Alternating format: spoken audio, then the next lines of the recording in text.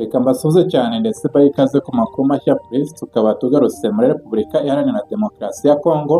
aho tugiye kubabwira ku makuru akomeye cyane ajyanye n'imyigaragambyo ibyukiye mu murwa mukuru wa Kinshasa, umurwa mukuru w'iyi Repubulika Iharanira Demokarasi ya Kongo. Akaba ari imyigaragambyo irimo kwamagana kuba Tshisekedi arimo gushaka kuba yahindura itegeko nshinga rimwemerera kongera kwiyamamariza indi manda ya gatatu nka perezida w'iki gihugu. Nanone kandi mbere y'uko dukomeza nagira ngo nkubwire ko AFC M23 yamaze gufata umwanzuro ukomeye cyane, umwanzuro uvuga ko M23 igihe cyose yabona ko uyu Tshisekedi afite gahunda ikomeye ndetse yamaze no kuba yabishyira mu bikorwa yo kugira ngo ahindure iri tegeko nshinga, AFC M23 nayo izahita yideklara cyangwa se yemeza ibice byose igenzura igihugu cyayo bwite, bitewe n'uko ibice byose igenzura bitazemererwa kujya muri referandumu bitegerejwe kuzakorwa n'abagize iyi leta iriho kuri ubu ngubu ya Tshisekedi, aho bazaba bari gutoresha mu baturage bareba niba bashyigikiye koko ko uyu Tshisekedi yakongererwa indi manda akongera kubayobora. Umva rero ko ari ibibazo mu gihe hakomeje aya makuru akomeye cyane agaragaza ko iyo myiteguro irimbanyije. Urumva ko abaturage batuye mu bice byose AFC M23 igenzura bashobora kutazagerwaho n'ayo matora, bikaba byanageza ku kuba ibice byose baherereyemo iri huriro rya AFC M23 ryahita rihagira nk'igihugu cyigenga, bitewe n'uko cyaba kidashyigikiye uyu mwanzuro wa Tshisekedi wo kuba yaguma ku mwanya umukuru w'igihugu cya Repubulika Iharanira Demokarasi ya Kongo. Anongera kwibutsa gukanda subscribe, ni ubufasha bukomeye cyane muba muduhaye. Tugarutse ku makuru ajyanye n'imyigaragambyo iri kubera i Kinshasa kuri uyu wa gatatu tariki ya 3 Kamena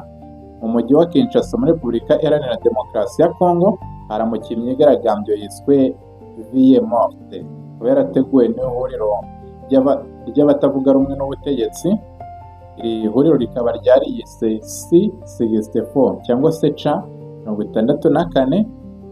aho rigamije kwamagana umugambi wo guhindura itegeko nshinga, ndetse iri zina ryaryo C64 bikaba bivuga ingingo ya 64 iri mu itegeko nshinga ry'iki gihugu cya Repubulika Iharanira Demokarasi ya Kongo,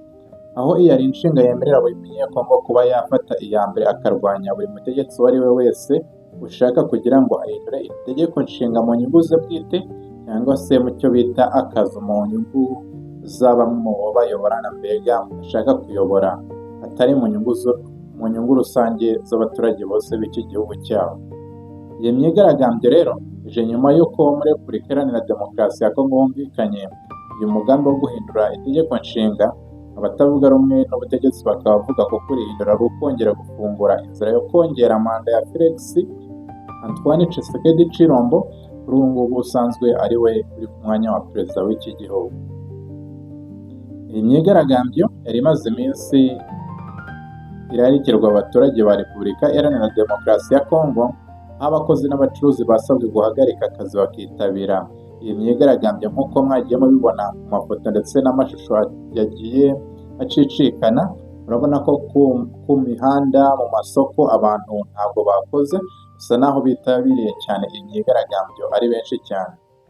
Mu gihe rero abatavuga rumwe n'ubutegetsi basabye abaturage kuguma mu ngo no guhagarika ibikorwa byabo bya buri munsi, ubuyobozi bwa Kinshasa bwatangaje ko ibikorwa bigomba gukomeza nk'ibisanzwe, bunohereza inzego z'umutekano ahantu hatandukanye mu mujyi wa Kinshasa mu rwego rwo kuba bahagarika iyi myigaragambyo, mbega bagomba gukangurira abantu gusubira mu mirimo yabo itandukanye. Komisiyo y'igihugu y'uburenganzira bwa muntu muri Repubulika Iharanira Demokarasi ya Kongo ni CNDH yatangaje ko ihangayikishijwe cyane n'izamuka ry'ubushyamirane bwa politiki mbere y'uyu munsi, ikaba isaba ko uburenganzira bwo kwigaragambya mu mahoro bwubahirizwa kandi ko hirindwa ibikorwa by'urugomo n'ivangura, nyuma y'uko Repubulika Iharanira Demokarasi ya Kongo yari yamaze gutangaza itangazo ry'uko bohereje inzego z'umutekano mu bice byose by'uyu mujyi kugira ngo babe bahagarika abarimo kwigaragambya. Muri uyu mujyi kandi hari ibice bimwe na bimwe bigaragara ko abantu batagiye mu kazi nk'uko bisanzwe, aho umujyi wera nta rujya n'uruza cyangwa se nk'abantu bari mu bikorwa bigiye bitandukanye bya buri munsi by'umwihariko iby'ubucuruzi, ubona ko amasoko yafuze n'imihanda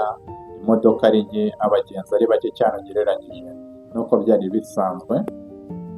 Mu ntangiriro z'uyu mwaka rero w'ibihumbi bibiri na makumyabiri na gatandatu, akaba aribwo uyu perezida Felix Tshisekedi yavuze ko mu gihe abaturage baramuka bamushaka nta cyamubuza kongera kwiyamamariza kuba perezida w'iki gihugu, ndetse akaba aherutse no gutangaza ko nta gihugu kijya mu matora kandi kiri mu ntambara.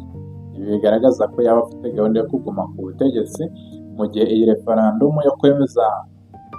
ko bahindura itegeko nshinga yaba idashyizwe mu bikorwa. Ubona ko afite gahunda yo kuba yanaguma ku butegetsi yitwaje ko igihugu cyawe kiri mu ntambara bahanganyemo n'iri huriro rya AFC-M23. Ibi rero yavuze by'uko adashobora kuba yategura amatora mu gihe igihugu kiri mu ntambara, byarakaje cyane bamwe mu baturage, binakubitiraho n'ubukangurambaga bumaze iminsi bwo guhindura zimwe mu ngingo ziri mu iri tegeko nshinga, ibintu abakongomani bafata nko kugondera ubutegetsi kwa Tshisekedi, ubona ko adashaka kuba yava kuri uyu mwanya w'ubuperezida w'iki gihugu ayoboye kugeza n'iyi saha. Kanda subscribe wongereye gusubira mu kanya.